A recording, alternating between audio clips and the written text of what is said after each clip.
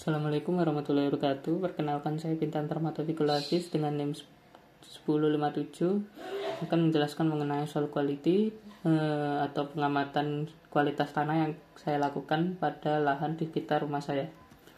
Untuk informasi lahannya ini, yang pertama untuk pemilik lahan ada Bapak Lut, kemudian untuk lokasi pengamatannya ada di Desa Kedung Jajang, Lumajang. Sampel tanahnya itu untuk kedalamannya saya ambil sekitar 45 cm. Kemudian untuk drainasenya itu bagus. Kemudian land use-nya atau penggunaan lahan sebagai tegalan dan lahan kosong. Serta untuk pengamatannya dilakukan pada 16 April 2024. Di sini ada soil scorecard-nya. Mungkin bisa dilihat untuk soil quality index-nya yaitu bernilai 24. Nah, yang pertama ada soil texture. Di sini soil texture saya beri nilai 1,5 atau cukup bagus karena memiliki kelas tekstur berupa clay loam. Hal ini ditandakan karena adanya tekstur licin, lengket, dan agak kasar pada saat uji coba tekstur. Untuk uji coba lainnya itu tanah ini dapat membentuk pola namun terdapat retakan saat ditekan. Dapat membentuk gulungan jika dipilih, tetapi mudah hancur, serta daya lekatnya sedang. Untuk kemungkinan fraksi yang ada pada tanah tersebut, kemungkinan itu 20% fraksi pasir, 50% debu, dan 30% clay. Kemudian ada soil structure. Di sini saya beri nilai 1 atau sedang karena mengandung sekitar 50% bengkang kasar. Memiliki agregat yang halus dan tanahnya lumayan gembur. Rata-rata untuk soil struktur pada tanah ini berbentuk subangular, yaitu sudut membulat dan agak melengkung. Kemudian ada soil porosity atau porositas tanah. Di sini saya beri nilai 1 karena tanah menunjukkan konsolidasi dalam jumlah sedang. Selain itu, masih terdapat pori makro dan pori mikro meskipun tanah agak padat. Seperti saya jelaskan sebelumnya, untuk soil strukturnya kan agak keras dan juga kasar ya. Jadi untuk soil porositasnya ini pori mikro dan makronya ada namun tidak sebanyak pada tanah yang gembur. Kemudian untuk warna tanahnya sendiri di sini saya beri nilai 1 karena warnanya itu yang bagian atas atau topsoil itu warnanya lebih pucat daripada tanah di bawahnya.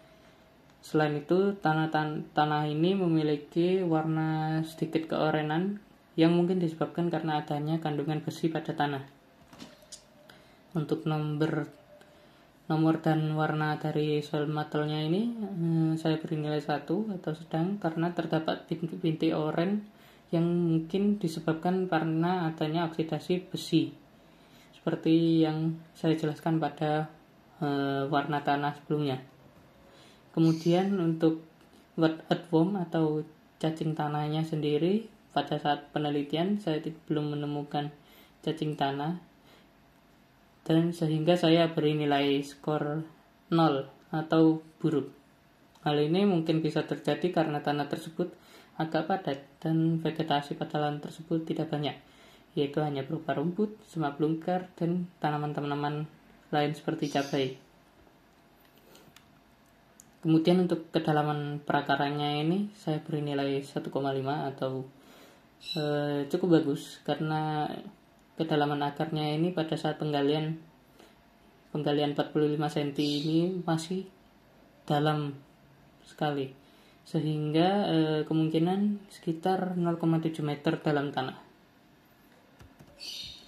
Kemudian untuk surface pondingnya itu saya beri nilai 2 karena air-air yang ada di lahan tersebut akan langsung terserap ke dalam tanahnya sehingga tidak akan terjadi penggenangan atau bahkan banjir pada lahan tersebut.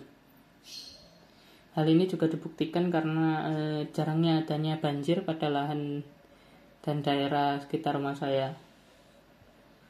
Apalagi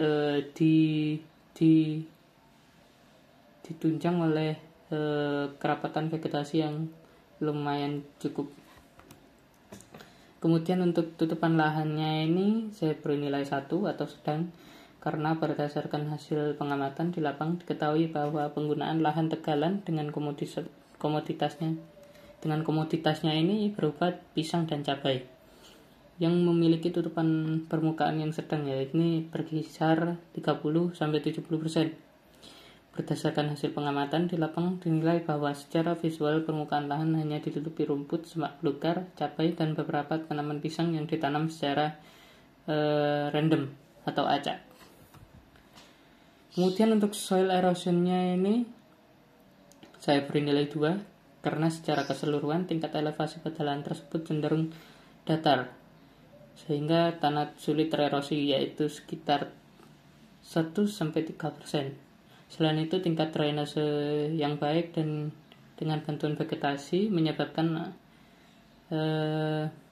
air yang dapat menyebabkan erosi tersebut dapat langsung mengalami infiltrasi atau dapat langsung diserap oleh tanaman.